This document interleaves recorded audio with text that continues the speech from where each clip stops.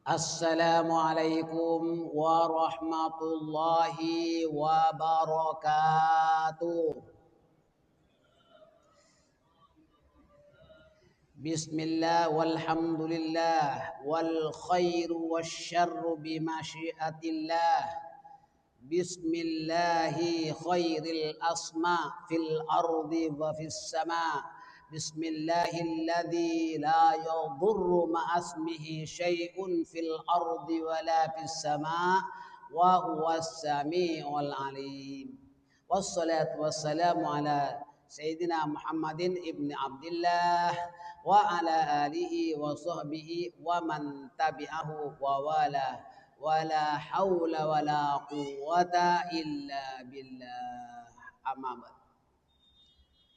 Saudara-saudara sekalian, malam ini kita akan menjelaskan pengertian ilmu tasawuf.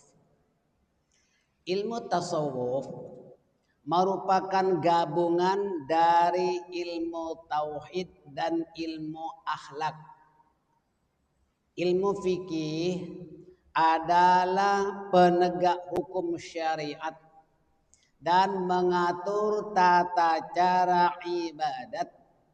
Syariat tanpa tasawuf tetap sah, namun belum tentu sempurna karena setiap ibadat itu perlu disertai dengan ikhlas, dengan khusyuk. Dalam ilmu fikih tidak ada berkenaan tentang ikhlas dan khusyuk ini. Yang ada dalam ilmu tasawuf saja. Orang mukmin harus beriktikad seperti mana yang telah diatur dalam ilmu tauhid. Beribadat seperti mana yang telah diatur di dalam ilmu fikih dan berakhlak sesuai dengan ilmu tasawuf.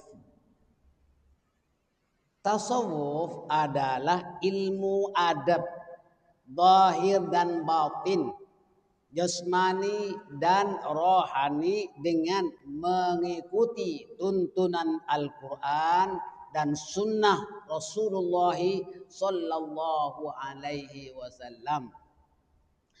Dalam ilmu tasawuf terdapat didikan dan latihan kerohanian, mengikis sifat-sifat tercela dan menghiasi dengan sifat-sifat terpuji, mengendalikan hawa nafsu dan mengarahkannya ke jalan yang diridhai oleh Allah Subhanahu wa taala.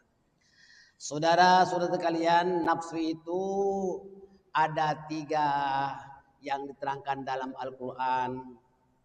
Pertama adalah nafsu ammaroh. Nafsu ammaroh itu nafsu yang suka marah-marah. Termaktub di dalam surah Yusuf ayat ke-53. Allah Ta'ala berfirman, A'udzu billahi minasyaitonir rajim. Innan nafsa la'ammaratun bis-su'i illa ma rahima rabbi. Sesungguhnya nafsu ammarah itu selalu mengajak kepada keburukan, mengajak kepada kejahatan, melainkan nafsu yang mendapat rahmat Tuhanku. Nah, nafsu yang kedua adalah nafsu lawamah. Nafsu lawamah ini mementingkan diri sendiri, tak peduli orang lain, tamak dan rakus, cenderung kepada kebendaan, tidak kunjung puas, tidak mempertimbangkan akalnya, keluar nafsu syahwatnya, perbuatan keji dilakukan kalau tidak dikawal, kalau tidak dikendalikan. Allah Ta'ala berfirman di dalam surah Al-Qiyamah dari ayat 1. A'udzu billahi minasyaitonir rajim. La uqsimu biyaumil qiyamah wa la uqsimu bin nafsil lawwamah. Ini nafsu. Allah Ta'ala bersumpah dengan hari kiamat dan Allah bersumpah dengan nafsu lawwamah. Dan yang ketiga adalah nafsu mutmainnah. Nafsu mutmainnah ini nafsu yang tenang, cenderung beramal, melakukan ibadah. Ini termaktub dalam suratul Fajar ayat ke-28 hingga ayat ke-30. A'udzu billahi minasyaitonir rajim.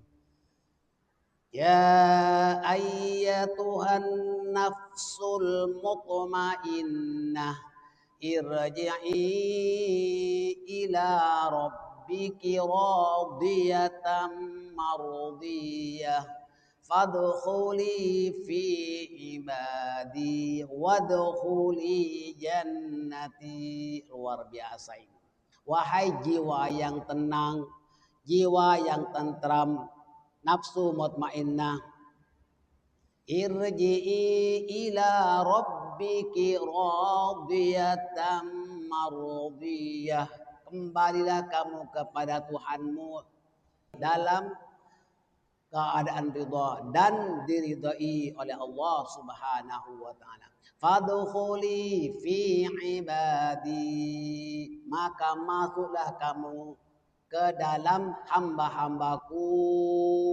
Wadkhuli jannati, dan masuklah kamu ke dalam syurgaku.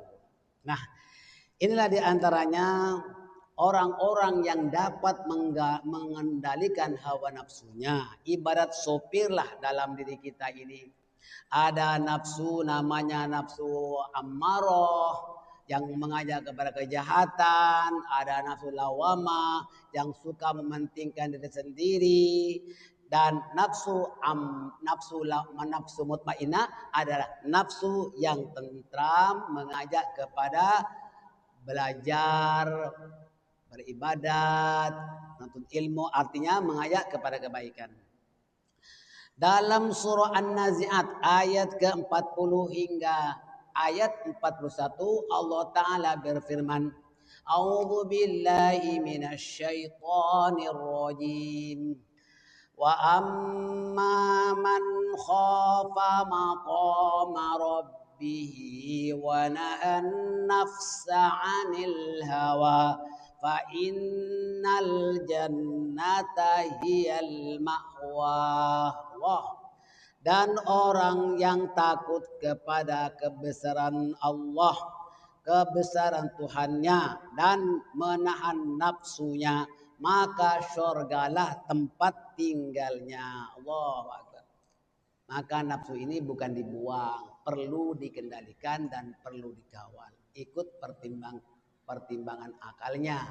Nah, saudara-saudara sekalian, dalam ajaran tasawuf, orang yang dalam tingkatan ibtida, dalam tingkatan permulaan, hendaklah menghilangkan nukta-nukta hitam yang melekat di dalam hati dengan taubat nasuha dan memperbanyak istighfar. Dari sahabat Jabir radhiyallahu an bahwa Rasulullah sallallahu alaihi wasallam bersabda, inna likulli syai'in siqalah wa inna siqayatal qulubi dzikrullah. Sesungguhnya tiap-tiap sesuatu itu ada alat pembersihnya, dan alat pembersih hati adalah dzikrullah, zikir kepada Allah.